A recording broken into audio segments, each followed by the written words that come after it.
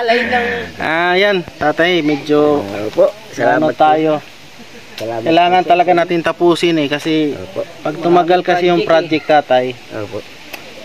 yung budget natin, hindi man tayo kalakihan ng sahod tatay Talagang Salamat po. pipilitin natin para makatulong lang tayo, di ba? At saka dahil sa mga kaibigan ko rin, nag-abot kahit kunti, 500, 1,000. Pag sama-sama namin, saka naantay ko rin din yung sahod ko. Yan. Ano bang masasabi mo, May? Okay na, di ba? Okay na po. Kaso lang, may mga butas na hirapan si Marvin at saka si Mario.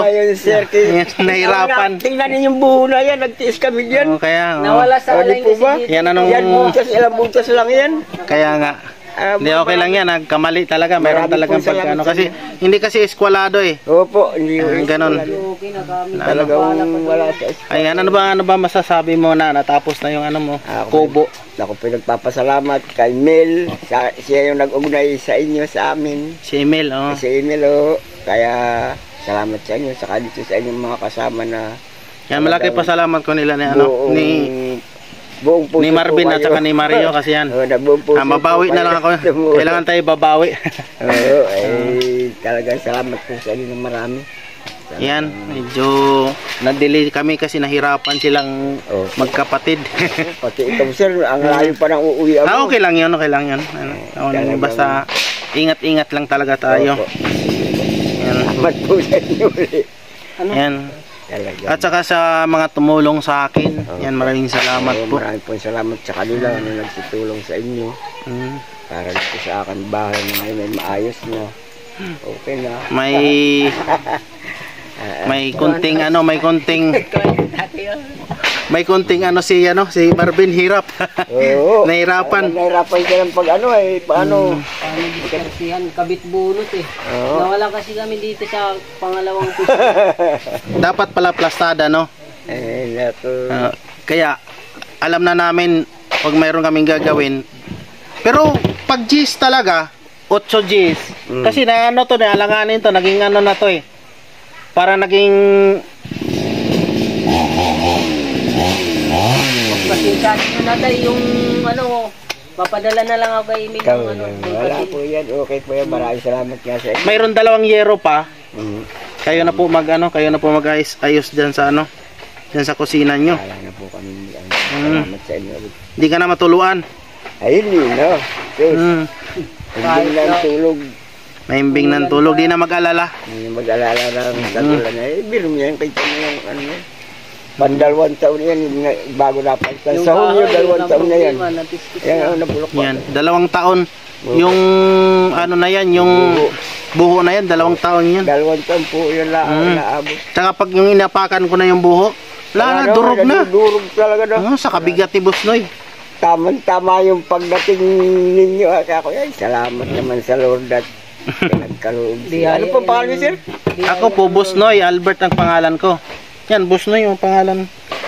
Busnoy. Ayun. Siyempre, dito sa sitio pag may magtatanong sa akin, sino yung pangalan man ng vlogger na tumulong siya? Hindi masasabi, ganito po yung pangalan. Busnoy. May mga sticker ako. Ay, wala. Doon sa motor. Andun malayo kasi yung parkingan dito Tinatanong nga sa akin, ano bang pangalan ng vlogger? Sino sabi? Yung pong iba na nakukunta ko, hindi ko ikakukunta dyan. Ikaw ang pangalan. Hindi ko naman... Busnoy. Yun. Yung italistahan. Hindi, Busnoy ang pangalan. Wala akong sticker din. Nandoon sa si Emil. Pag pumunta si Emil, nandoon sa motor. Nakalimutan ko Kaya ako nagdadala ng yung buhok ko. Nahirapan. Mga idol, nagulo yung buhok ko sa isip. Yan. Kanina plastado yan. Ngayon tumayo ng Yan, pasalamat tayo ni Mario. Babawi tayo ni Mario. Babait ninyo. Pasalamat dito pala, dito sa sitio ninyo. May kaibigan pala akong taga rito talaga. Ano pong pangalan? Dinis. Pasalamat kayo. Kulot ang tawag niya dito. Kulot? Kulot. Anak ni Adil. Hindi yan. O, kilala mo? O, kaibigan ko yung anak niya. Ayun. Si yung kanina nakausap si Joy din, taga dito. Yung riders, ay yung ano? Hindi, iba yun. Iba yun, Ay, may mga kaibigan pala naman kayo dito. Oo, mayroon akong kaibigan dito. Pero hindi pa kami nagkikita, dito lang sa YouTube kami nagkakaibigan, nagkakilala. Oo. Ayan, kaya nagtanong siya, oy, napunta daw ako dito. Kasi dito talaga siya lumaki. Oo, po, dito. Ayun, apelido niya, Di Costa. Mendoza. Yung ano ang apelido niya? Basta ang tawag niya dito, Kulot tawag niya. Kulot? De La Rosa? Di Costa ba yun? Sabaan na lang, para di kayo sabaan na lang. Ayun mga boss na maraming salamat po. Middle name niya. At saka sa mga tumulong. Lalo na si Kuya Mario sa aming bigas. Yan, maraming salamat po. May sunod kaming project. Yan, sa mga gustong tumulong po. Malaki pa yung kailangan namin sa pangalawang project namin kasi kubo ang tatayo namin. Wala silang bahay. Nakikitira lang din. Tutulungan natin kasi single mother siya pero may sakit na rin ayan.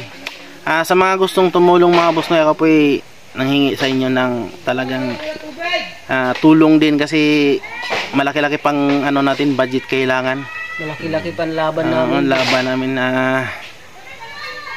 talagang ang ano namin si Dudoy talaga, sila Marvin, sila yung mga siluluboy talagang literal sila tumulong, gagawa. Ako naman talagang gagawin ko din na maka-produce ng ng financial, di ba? Mag-antay din ako sa sahod. Yan po talaga sir yung inyong ano ako yung ito ang ano ko talaga ginagawa, luluto tapos tutulong basta ano.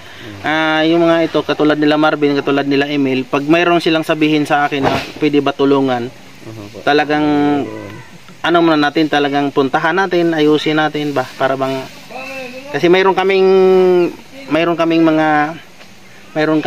dapat tulungan para bang ano ba, para bang hindi ko naman siya ano ba, hindi ko naman binaba yung pagkatao kasi bigyan ko siya ng chance na tulungan, kaso lang parang sabihin natin ba na kahit paano tulungan niya. Hindi ba porsigido na matulungan ba, yung para bang baliwala lang ba. Yung ano ba, yung alanganin ba, yung talagang ano lang, yung para bang sabihin niya naman nang nagjoke-joke lang ba, yung parang gano'n ba. Basta pag ako magsalita, pag nagbitaw na ako ng salita, mahirap naman yung nating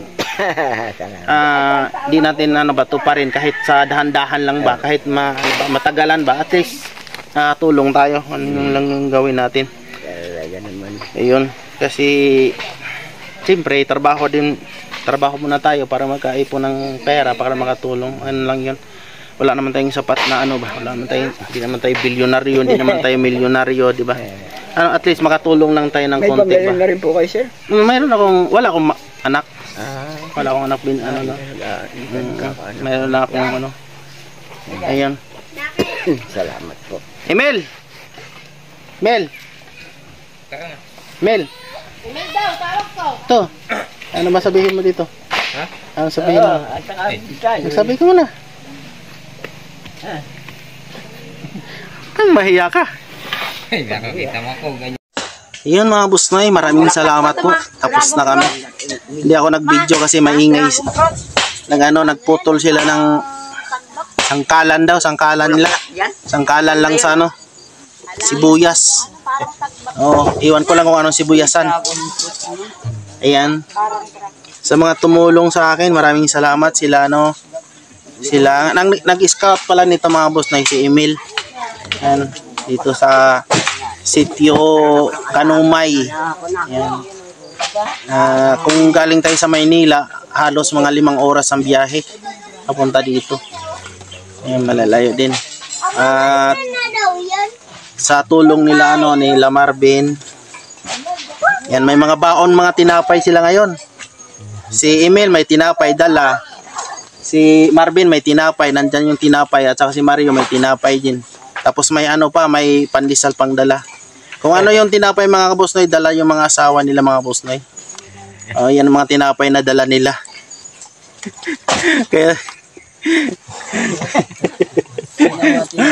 Yan ang mga tinapay na dala. Ayan sa mga tumulong na sa atin, sila Ibik, yan. Si Kakurida, si Bicolanang Alex, si Tatay Alex, si Nanay. Yan. Yung pako pala natin galing kay Tatay Alex yan. Yung mga pako natin. Pero kulang. May pako ba tayo doon, Ben? Mga maliliit. No? Diba?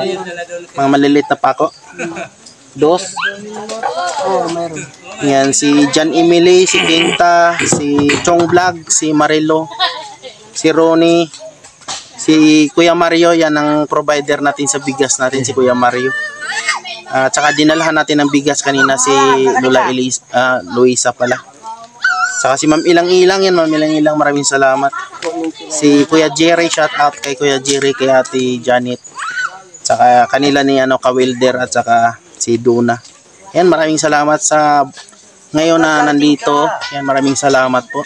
Ilalalo nila na magkapatid si Mario at saka si Marvin. Yan sila Emil saka si ano pala nun? Dailin. Yan, mga tinapay nilang dala.